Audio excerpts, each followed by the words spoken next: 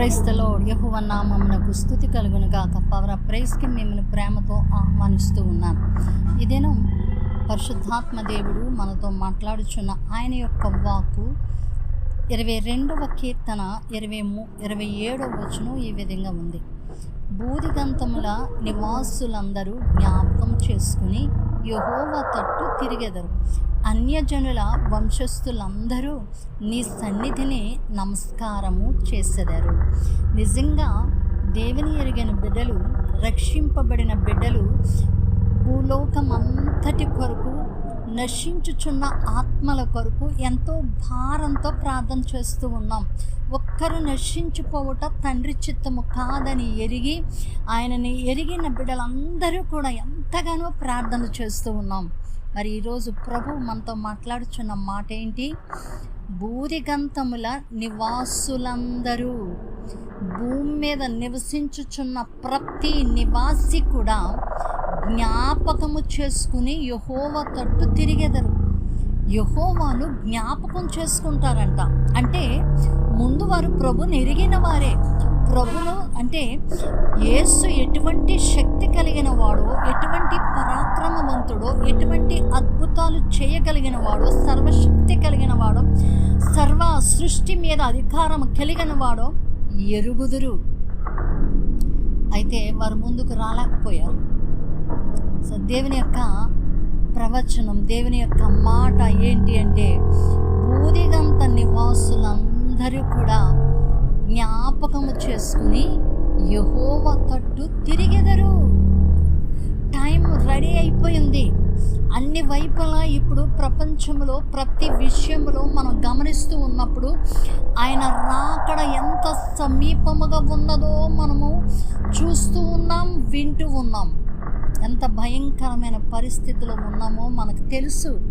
అయితే ఇప్పుడు ప్రభు చెప్తూ ఉన్నారు, లోక నివాసులందరూ కూడా యెహోవా తట్టు తిరుగుతారంట. జ్ఞాపకం చేసుకుని యెహోవాను ఆయన తట్టు తిరుగుతారంట.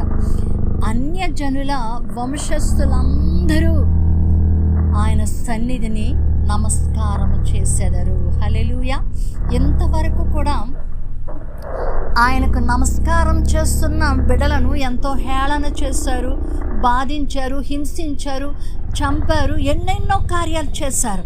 కానీ ఇప్పుడు ఏం చేస్తూ ఉన్నారు అంటే, భూలోకవాసులందరూ కూడా, అన్యజనుల వంశస్థులందరూ, వారు ఏ జాతి అయినా, ఏ వంశస్థులైనా, ఏ రంగులో ఉన్నా, ఏ దేశీయులైనా, ఎవరైనా సరే వారందరూ కూడా ఇప్పుడు ఏం చేస్తారంట?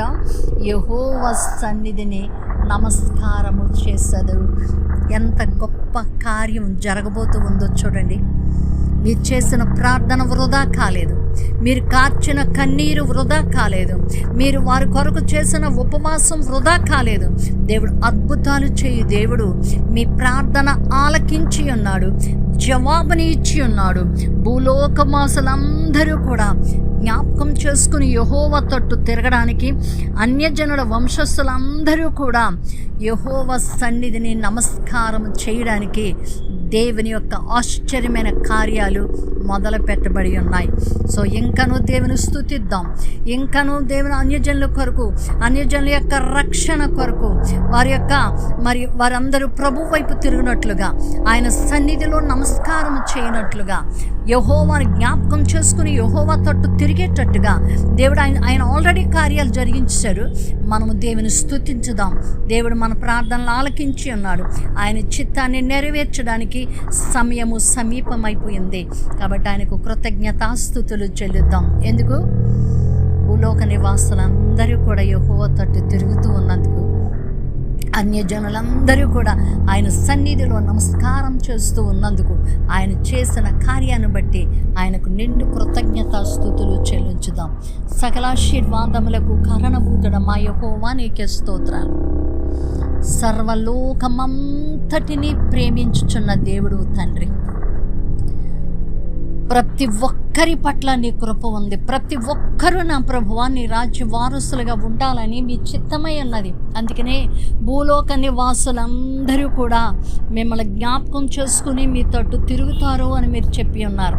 అన్యజనులందరూ కూడా వారు ఏ వంశమైనా ఏ జాతి అయినప్పటికీ తండ్రి నీ సన్నిధిలో నమస్కారం చేస్తారు అని మీరు సెలవిచ్చిన ఆ గొప్ప ఆ మాటను బట్టి, మీరు సెలవిచ్చిన మాటను బట్టి మీకు కృతజ్ఞత, స్తుతి, స్తోత్రాలు చెల్లిస్తూ ఉన్నాం.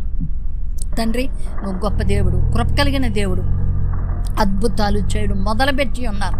ప్రతి నేత్రము మిమ్మల్ని చూడడానికి నా ప్రభువా, నాయన మిమ్మల్ని ఎరగడానికి, మిమ్మల్ని జ్ఞాపకం చేసుకోవడానికి, నాయన నా దేవా మిమ్మల్ని ఆరాధించి స్తుతించడానికి మీరు చేస్తున్న అద్భుతమైన కార్యాలన్నిటిని బట్టి మీకు మా నిండు కృతజ్ఞత, స్తుతి, స్తోత్రాలు చెల్లిస్తూ యేసు శ్రేష్టమైన నామమున ప్రార్థించి పొంది ఉన్నాము తండ్రి. Amen, amen. God bless you. దేవుని కృప మీకు తోడై ఉండునుగాక. మీ ప్రార్థనలు దేవుని యొక్క సన్నిధిలో ఉంచబడి ఉన్నవి, జవాబును ఆయన ఇచ్చి ఉన్నారు. గొప్ప బహుమానం మీరు పొందుకుందరు కానీ. God bless you.